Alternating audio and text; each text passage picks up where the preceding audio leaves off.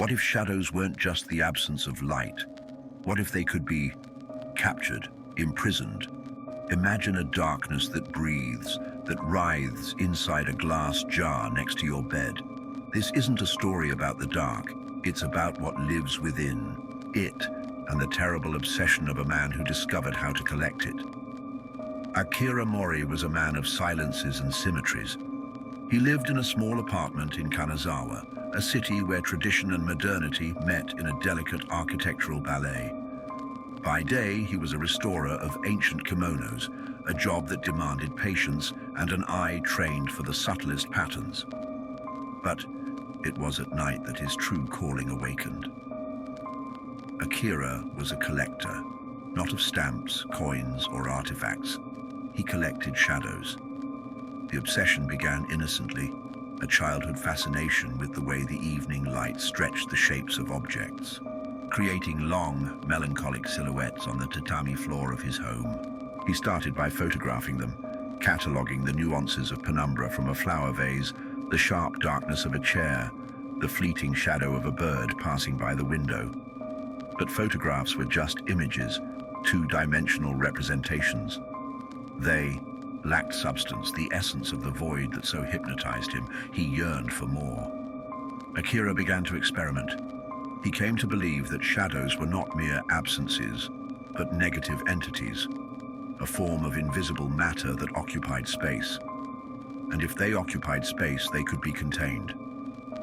That's when his daytime art and his nocturnal obsession collided. He started blowing glass. At first, they were simple cylindrical jars. He would place them in strategic locations where the most interesting shadows were cast. He waited, watched, with an almost religious concentration. Nothing happened. Frustration gnawed at him, making him more reclusive.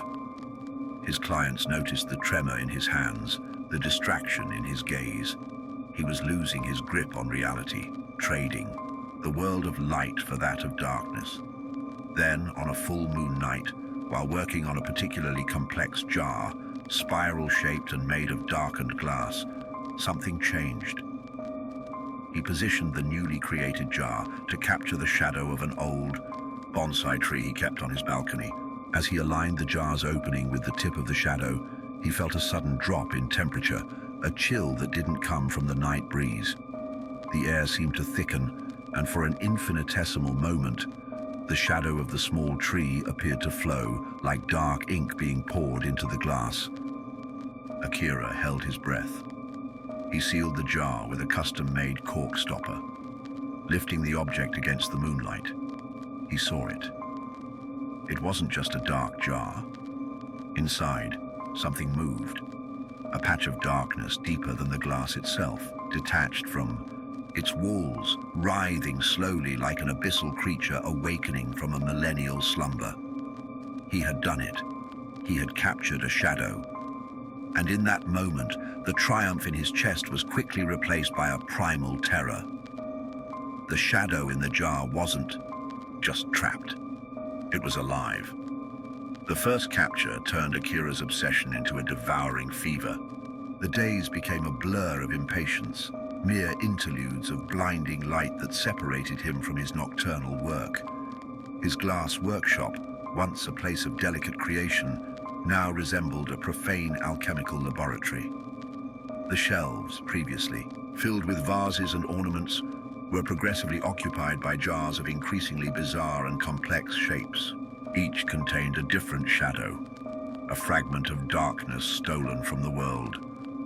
There was the thin, nervous shadow of a spiderweb, which constantly trembled in the corner of its jar.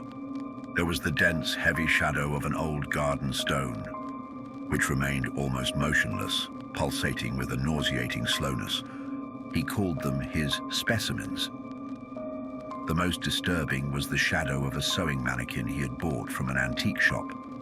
Inside an elongated, vaguely humanoid glass jar, the darkness contorted, assuming postures that mimicked pain and despair. Sometimes Akira could swear he saw the outline of a face pressed against the glass, a silent mouth opening in an inaudible scream. The collection grew, and Akira's world shrank. He stopped seeing clients, stopped leaving his house. His only company was the silent ballet of the imprisoned shadows. He would spend hours just watching, trying to decipher the language of their movements. He began to notice patterns, a sinister synchronicity. When one stirred, the others seemed to respond. It was a silent orchestra, a symphony of penumbra conducted by an unseen maestro. His own health began to deteriorate. His skin took on a sickly pallor, and deep, dark circles framed his eyes, as if his own shadows were trying to devour him. The boundary between him and his collection was dissolving. One night, while observing the mannequin's shadow, he noticed something new. The dark shape inside the jar was no longer just writhing. It was mimicking his own movements. When he tilted his head, the shadow in the glass did too. He recoiled in horror, but a morbid curiosity held him captive. He raised his hand, and the silhouette in the jar raised a twisted appendage. A thin, sick smile crossed Akira's face. He wasn't the collector, he was the conductor, or so he thought. The climax of his madness arrived during a lunar eclipse. The darkness outside seemed to energize his specimens. All the jars vibrated with a contained energy. Akira, in a state of feverish ecstasy, decided to attempt the unthinkable, to capture a human shadow, his own. He prepared his largest, most ornate jar. As he positioned himself, his body aligned to cast his silhouette on the floor, he saw that the shadow in the mannequin's jar was perfectly still, watching him. At the peak of the eclipse, he opened the jar. The cold was overwhelming. The air in his lungs seemed to freeze. He watched, fascinated and terrified, as his own shadow on the floor began to detach from his feet, flowing like black mercury towards the jar's opening. But then something unexpected happened. The other shadows in their jars stopped moving, and the mannequin's shadow, it began to emerge from its container, not like smoke, but as a solid, three-dimensional form of pure darkness, its contours defining themselves in the air. His own shadow stopped flowing into the jar and began to retreat, flattening itself on the floor.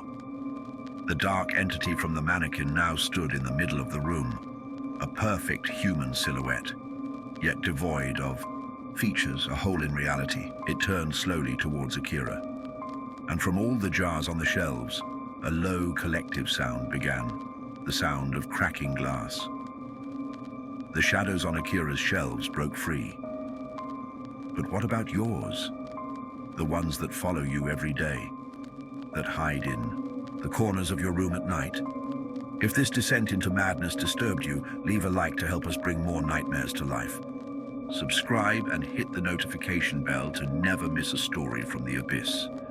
And comment below, which shadow do you fear the most? The one from your past, your future, or the one that at this very moment is cast right behind you? Share this with someone who needs a chill down their spine. Horror loves company.